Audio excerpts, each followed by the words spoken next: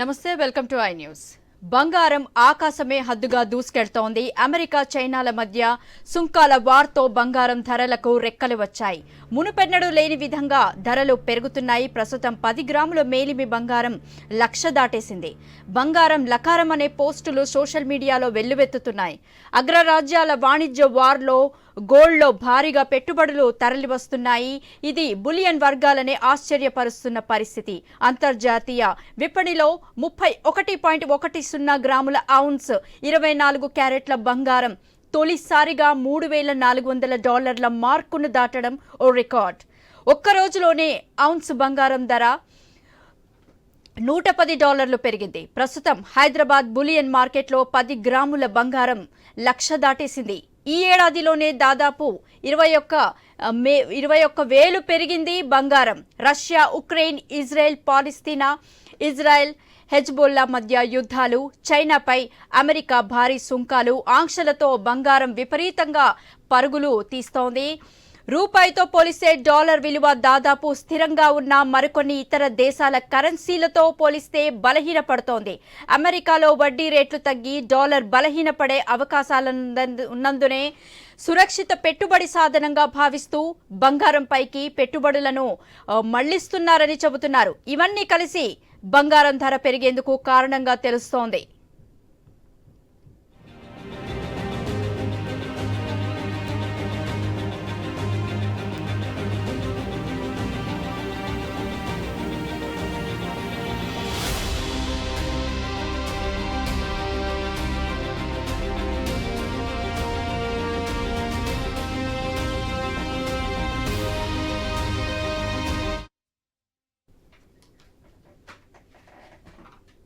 ఇక మనతో మాట్లాడేందుకు ప్రభు గారు ఉన్నారు. ప్రభు స్టాక్ మార్కెట్ అనలిస్ట్.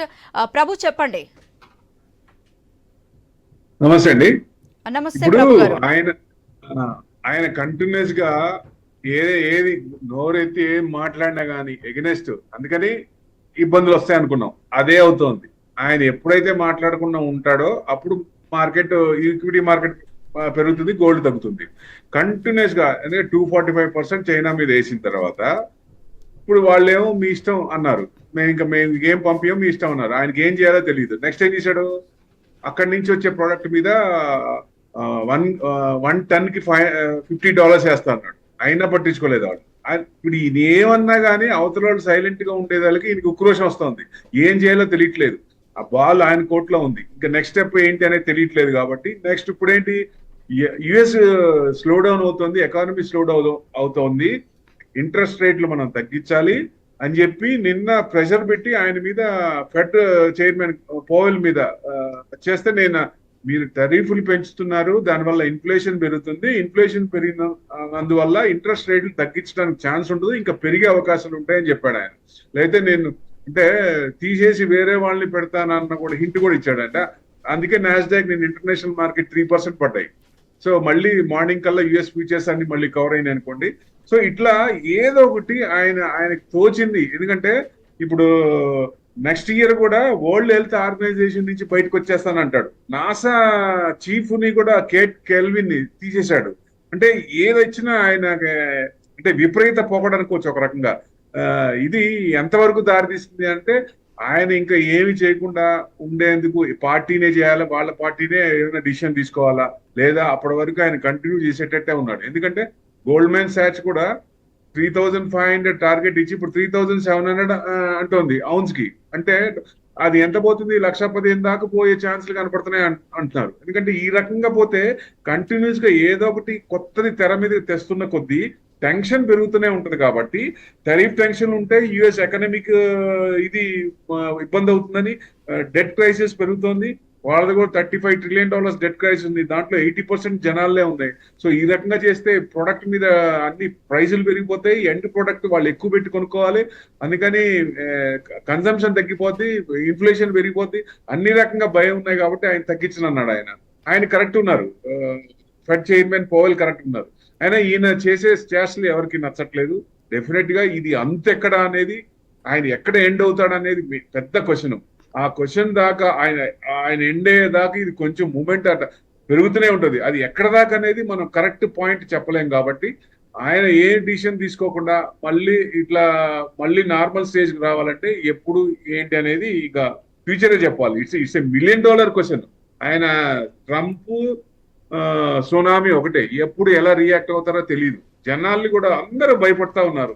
వాళ్ళే April 4th బయటకు వచ్చారు. మళ్ళీ నిన్న మొన్న కూడా ఎక్కువ మంది బయటకు వచ్చారు. కానీ అది సరిపోవట్లేదేమో అని, ఎక్కువ రివోల్ట్ వస్తే, ఎక్కువ తొందరగా పార్టీ నుంచి కూడా కొంచెం రివోల్ట్ వస్తే అప్పుడు ఏమైనా చేంజెస్ కనపడతాయనే ఒక ఆశ వాళ్ళు చూపిస్తా ఉన్నారు.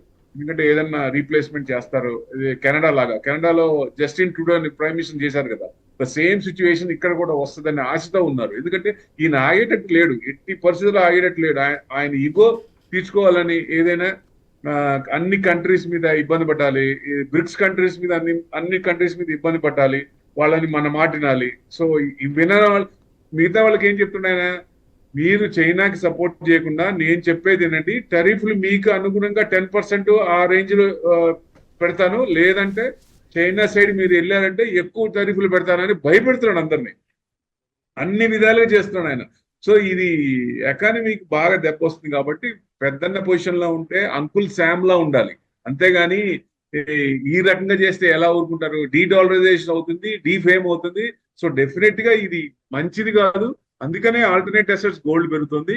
ఇది ఎప్పుడైనా సరే ఇది సెట్ అయిపోగానే అన్సర్టనిటీ క్లారిటీ వచ్చినప్పుడు, సర్టనిటీ వచ్చినప్పుడు గోల్డ్ కూడా పడే అవకాశమే ఎక్కువ ఉంటుంది. కానీ ఇప్పుడు మేము కొనుక్కోవచ్చా, ఇప్పుడు గోల్డ్ మేము కొనొచ్చా లేదా ఆగచ్చా అని కొంతమంది అంటారు. అంటే ఏంటి, ఇప్పుడు ఏదైనా అవసరం ఉంది, అర్జెంట్ ఉంటే కొనుక్కోవాలి తప్ప, లాంగ్ టర్మ్ ఉన్నప్పుడు ఇప్పుడు అర్జెంట్ గా కొనాల్సిన వాళ్ళు ఏదైనా ఉంటే కొనుక్కోవాలి. లాంగ్ టర్మ్ ఉంటే అర్జెంట్ అవసరం లేదనుకుంటే కొంచెం ఆగి కొనుక్కోవడం బెస్ట్.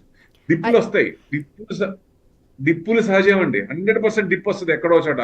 దానికోసం వెయిట్ చేయాలి, ఆ కరెక్షన్ కోసం వెయిట్ చేయాలి. ఎందుకంటే 35% పెరిగింది ఈ సంవత్సరం, ఆషామాషి కాదు. ఇదివరకు ఎప్పుడు పెరగలా ఇంత.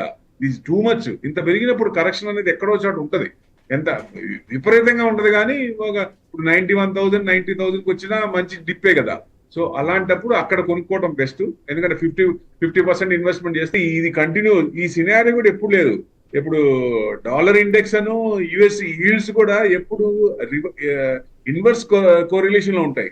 అది కూడా డిఫరెంట్ గా ఉంది. డాలర్ ఇండెక్స్ ఏమో వెయిట్ తగ్గుతోంది, బాగా తగ్గింది కదా, 110 నుంచి దాదాపుగా 98 దాకా వచ్చింది. Rate cut expectations, growth slow down of fears ఉన్నాయి. యుఎస్ ఈల్డ్స్ ఏమో టరిఫ్ థ్రెట్స్ ఉన్నాయి, హెడ్జ్ ఫండ్స్ అన్బైండింగ్ చేస్తారు కాబట్టి యుఎస్ ఈల్డ్స్ కూడా ఈల్డ్ కూడా ఇదవుతుంది. హెడ్జ్ ఫండ్ బాగా అన్బైండింగ్ అవుతున్నాయి.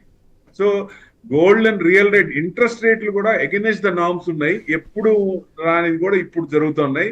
సో పాస్ట్ ఫ్యూ ఇయర్స్ నుంచి ఇలా మిస్సింగ్ అవుతుంది. సో ఇవన్నీ కారణాలు, ప్లస్ ఈయన చేసిన టరిఫ్ వల్లే ఇంత ఇబ్బంది పడుతున్నారు.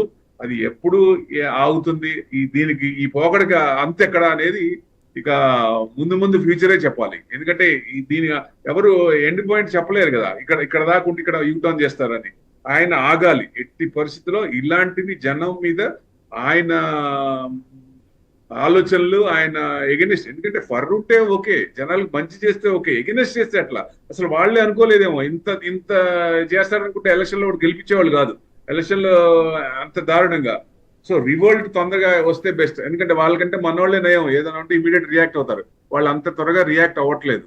సో డెఫినెట్ గా ఎంత త్వరగా రియాక్ట్ వస్తే అంత బెస్ట్. అప్పుడు తగ్గుతారు కదా ఎవరైనా.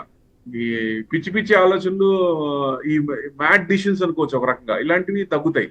సో దీనికోసం మనం ఎక్కడ యూటర్న్ తీసుకుంటుందనే వెయిట్ చేయాలండి. డెఫినెట్ గా గోల్డ్మ్యాన్ సాక్స్ చెప్పినప్పుడు 37 అంటున్నారు. 3,700 ఔన్స్ డాలర్స్ అంటే దాదాపుగా 1,15,000 దాకా చూపిస్తున్నారు. అంటే అంతవరకు వెళ్తుందా అంటే, ఇదివరకు 3-4 అన్నాడు, 3-4 నుంచి 3-7 టార్గెట్ మ్యాచ్. జేపీ మార్గన్ కూడా అంతే. సో పెద్ద వాళ్ళందరూ చెప్పింది కూడా ఇంకా ఇది చేస్తుంది. ఎందుకంటే ఈయన వ్యూ తెలియాలి, మార్కెట్ కి ఈయన వ్యూ తెలియాలి. ఆ వ్యూ తెలిసినప్పుడు ఈయన కరెక్ట్ గా ఇలాంటి డిసిషన్ ఇక చేసుకోకుండా కొత్త ఇలాంటి ఇబ్బందులు, పానిక్ క్రియేషన్ ఇలాంటి లేకుండా ఉంటే డెఫినెట్ గా అప్పుడు తిరిగే అవకాశం ఉంటుంది. ఇన్వెస్టర్స్ మటు కొంచెం వెయిట్ చేసి అవకాశం వచ్చినప్పుడు, డిప్ వచ్చినప్పుడు కొనుక్కోవటం మంచిదని ఉద్దేశం అండి. అయితే ప్రభు గారు, మరి ఫ్యూచర్లో బంగారం ధర తగ్గే ఛాన్సెస్ ఉన్నాయా, పెరిగే ఛాన్సెస్ ఉన్నాయా? మరియు స్టాక్ మార్కెట్లో అంటే యుఎస్ మార్కెట్స్ కానీ యూరోపియన్ మార్కెట్స్ ప్రభావం ఏమైనా బంగారం మీద పడే ఛాన్సెస్ ఉన్నాయా? డెఫినెట్ గా ఇప్పుడు పడటం అంటే విపరీతంగా ఏం పడదు. మనకి ఒక 50,000 వస్తుంది, లేకపోతే 60,000 వస్తుంది, 60,000 కిందకు వస్తుంది అంటే వచ్చే ఛాన్స్ లేదు. ఎందుకు ఛాన్స్ లేదంటే అందరు ఎక్కువ చేస్తున్నారు. ఓ రకంగా డీడాలరైజేషన్ చేయటానికి, ఈయన ప్రభని తగ్గించడం, యుఎస్ ప్రభని తగ్గించడానికి, ఎందుకంటే బ్రిక్స్ పెరుగుతోంది అనే ఉద్దేశంతో ఈయన భయంతో చేస్తున్న చేష్టల్ని వాళ్ళు ఇంకా ఇది చేసి గోల్డ్ రిజర్వ్స్ పెంచుకుంటున్నారు. రేపొద్దున ఈయన ఏమైనా ఏదైనా చేసిన ఆ శాంక్షన్ నుంచి బయటికి రావాలంటే ఇమీడియట్ ఇది ఉండాలి కాబట్టి వాళ్ళందరూ పెంచుకుంటున్నారు. సో దీనివల్ల ఇది అవుతుంది కాబట్టి ఎప్పుడైతే ఈ టారిఫ్ ట్రెమర్స్ తగ్గుతాయో డెఫినెట్ గా గోల్డ్ లో మళ్ళీ యూటర్న్ తీసుకునే అవకాశం ఉంటుంది, ఈక్విటీ మార్కెట్ పెరిగే అవకాశం ఉంటుంది. ఎప్పుడైతే ఈక్విటీ మార్కెట్ పెరుగుతుందో గోల్డ్ కొంచెం తగ్గే అవకాశం ఎక్కువ ఛాన్సెస్ ఉన్నాయి. ఆ ఛాన్స్ కోసం వెయిట్ చేయాలి. నిన్న మొన్నటి వరకు కూడా నిఫ్టీ ఒక 500-600 పాయింట్స్ తగ్గి మళ్ళీ ఒకటేసారి ఊపందుకుంది, పైకి మళ్ళీ ఎగబాకింది. సో మరి గోల్డ్ రేటు కూడా దానికి అనుగుణంగా ఉంటుందా, లేకపోతే ఫ్యూచర్లో ఎలాంటి పరిణామాలు చోటు చేసుకోబోతాయి? అసెట్ క్లాస్ లో గోల్డ్ పెరుగుతుంది అంటే అన్సర్టనిటీ ఏదైనా మార్కెట్ లో ఉన్నప్పుడే పెరుగుతుంది. సో ఈయన చేసిన టారిఫ్ ట్రెమర్స్ వల్ల పెరుగుతోంది. మన ఎకానమీ స్ట్రాంగ్ ఉంది, ఎందుకంటే యుఎస్ ని డిటాచ్ అయ్యాం. జనరల్ గా పెద్దన్నని ఫాలో అవుతాం, వాళ్ళు ఏం చెప్తారో దాని ప్రకారం ఉంటుంది అన్ని దేశాలు కూడా. కానీ ఇప్పుడు ఈ రీసెంట్ తీసుకుంటే వాళ్ళకి మనం డిటాచ్ అయ్యాం. వాళ్ళు పెరిగినప్పుడు మనం పెరగల, మనం పెరిగినప్పుడు వాళ్ళు పెరగల. సో వాళ్ళకి డిటాచ్ అయ్యాం, ఎందుకంటే వాళ్ళ మ్యాక్రోస్ అన్ని డిఫరెంట్ గా ఉన్నాయి. వాళ్ళ ఇన్ఫ్లేషన్ కంట్రోల్ లేదు, మన ఇన్ఫ్లేషన్ కంట్రోల్ ఉంది. ఇంట్రెస్ట్ రేట్లు మనం తగ్గించాం, వాళ్ళు తగ్గించిన తర్వాత ఇప్పుడు మళ్ళీ నెక్స్ట్ ఇంకా 2-3 ఉంటాయని చెప్పిన వాళ్ళు ఇప్పుడు తగ్గించడానికి భయపడుతున్నారు వాళ్ళు. ఎందుకంటే ఈ టారిఫ్లు పెంచిన వల్ల ఇన్ఫ్లేషన్ పెరుగుతుందని. మన అలా పొజిషన్ అట్లా కాదు కదా, మన అన్ని కంట్రోల్లో ఉన్నాయి.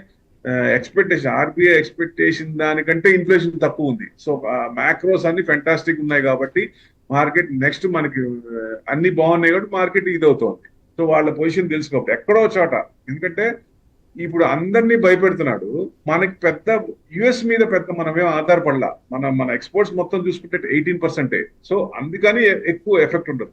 ఇక్కడ నుంచి ఫ్యూచర్ లో చైనాకి యుఎస్ కి పడినప్పుడు ఆ పర్సంటేజ్ ఎక్స్పోర్ట్ ఆఫ్ కొంత చైనా నుంచి చేసేది మన దగ్గర నుంచి చేస్తే, మన నుంచి ఎక్కువ ఎక్స్పోర్ట్ చేస్తే పెరిగే ఛాన్స్ ఉంది. అక్కడ ఫార్మా కంపెనీస్ రావచ్చు, ఐటీ కంపెనీలు రావచ్చు, కొన్ని కంపెనీలు ఇక్కడ చేస్తే ఇక్కడి నుంచి మనకి ఎక్స్పోర్ట్ చేస్తే అప్పుడు బాగానే ఉంటుంది. సో మనకి ఇది మంచి సదవకాశం. ఈ అవకాశాన్ని మన గవర్నమెంట్ సద్వినియోగం చేసుకుంటే మనకి ఎక్కువ టర్న్ ఓవర్ పెరుగుతుంది, మనకి ఎక్కువ ట్యాక్స్ వస్తాయి, మన జీడిపి పెరుగుతుంది, మన కంట్రీ బాగుంటుంది.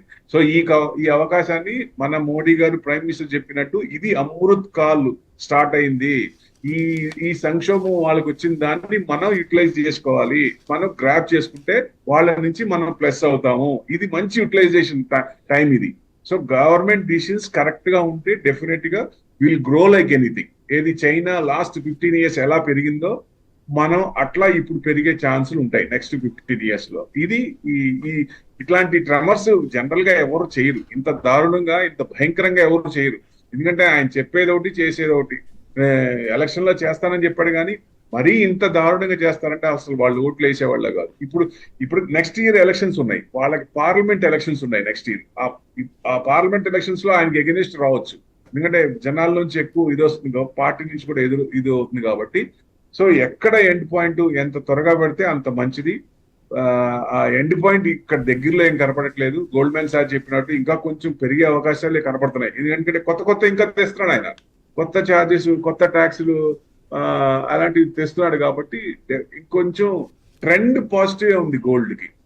సో ఇది వెరైటీ. ఇప్పుడు ఈక్విటీ మార్కెట్ పెరుగుతోంది, మళ్ళీ గోల్డ్ కూడా పెరుగుతోంది. జనరల్ గా వైస్ వర్సా, ఇది పెరిగితే తగ్గాలి, అది పెరిగితే ఇది పెరగాలి.